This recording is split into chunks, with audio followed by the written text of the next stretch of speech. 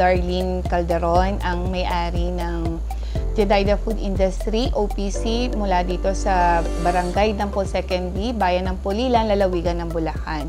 Gumagawa po kami ng luyang dilaw or tinatawag nating salabat. Nagsimula po ito ng year 2012 as livelihood program sa Bulacan Provincial Jail.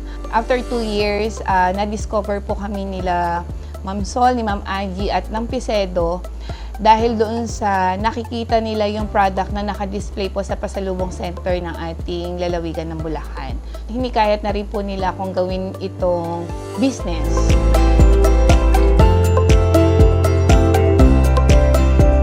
Kapag ang product mo maganda ang packaging, maganda ang attraction nun. So, in-originate kasi namin yung kulay niya, kung mapapansin mo, iba, di ba? Pag nakita mo, maa-attract ka talaga.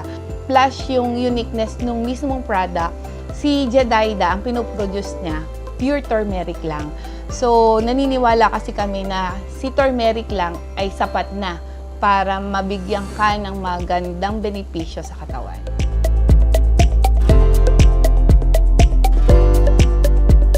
Siguro, ang mga challenges na nakaharap na namin kapag kulang ang tanglad. Ngayon, ang solusyon namin, humanap na rin kami ng mas marami pang magtatanim ng tanglad. Na which is kami lang yung susuplayan. Kahit siya marami, alam na namin paano siya ipipreserve din sa amin. Mas marami kaming freezer, mas marami kaming chiller na iginagaya pag panahon ng kailangan naming mag-imbak.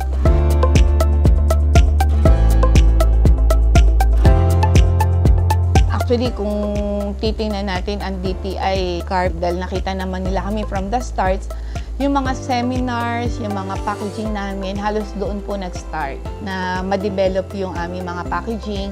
Plus, yung knowledge din namin paano namin patatakbuhin ang business. Wala naman kaming malaking budget para sa marketing strategy. So, yung mga trade fair na binibigay nila sa amin, malaking tulong yon para mas makilala yung produkto. Plus yung pagpapalaboratory ng mga product na binibigyan kami ng amount para mapalab namin yung aming product na kailangan din namin para sa FDA. Naging member po kami ng KMME. Ngayon po kasalukuyan yung aming trademark ang sa IPO, in-assist din po kami ng DTI.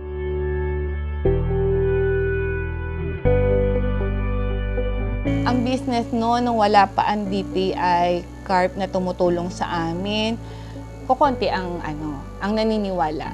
So iba pa rin po yung may mga ahensya na tutulong na ipaliwanag, na naniniwala sila na itong produkto na ito ay maganda, may quality. Kasi sila po yung unang-unang naniniwala sa mga produkto namin, mga nagsisimulang business owner. Nung wala pa ang mga DTI carb, walang masyadong buyer. So, nung nadyan na sila, nag-insist kami, mas maraming naniwala at mas marami na kami customers na kumukuha sa amin.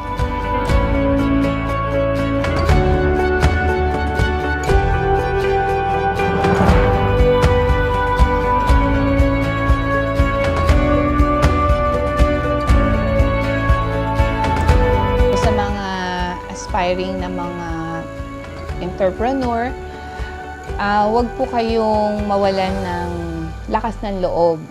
Sa business po talagang merong ups and down. Isipin niyo po lagi na pag magsisimula kayo sa isang business, gawin po natin siyang legal. Yan po ang unang pinagbatayan ko kung bakit din po siguro yung business din namin ay nagdire-diretso na hindi din inaakala na aabot kami sa ganong stage.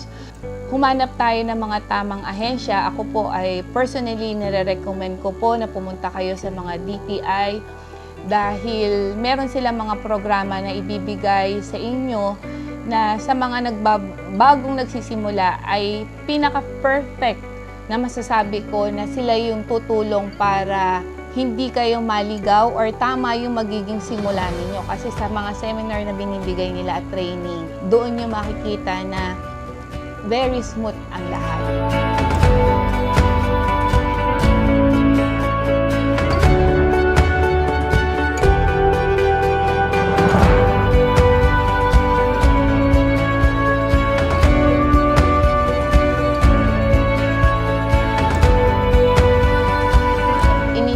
ko po kayo na bumisita sa ating pasalubong center dahil meron po ang Jedidah Food Industry na produkto na makikita at mabibili sa ating pasalubong center. So marami pa po mga supermarket na available dito po sa Barangay Dampol 2nd B.